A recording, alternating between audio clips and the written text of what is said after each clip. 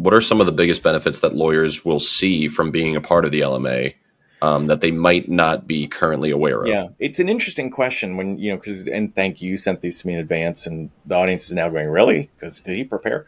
I thought about that one a bit because typically we don't target lawyers for the Legal Marketing Association, but I think we could do more of that. We do have lawyers, practicing lawyers who are members, or we have people who trained as lawyers and now are in marketing roles.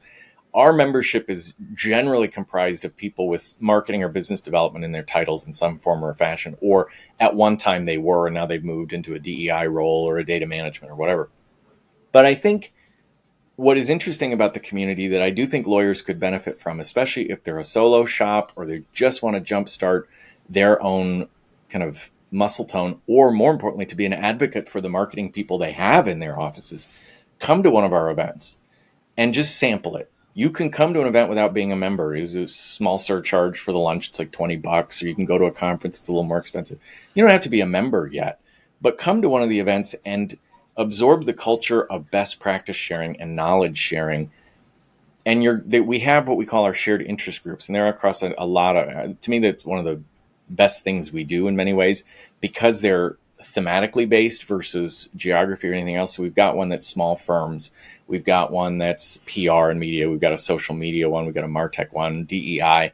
And those groups are active all day long on message boards and through webinars on those topics. And it's a great place if you've got something you want to deep dive and just learn from others who are in the trenches. That's what I think lawyers would benefit from. Lawyers are intellectually curious people.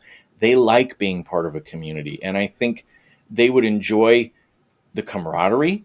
And I think they'd be a little surprised at how openly we share with one another. And I think some lawyers might bristle at first from that, but then they'd go, this is pretty cool. I've been in other professional associations. I was in healthcare, and there were state secrets, and the service providers were in the hallway, and we got a presentation, and then we parted ways, and there was no, hey, let's have a drink and talk about what's your experience and what are you doing.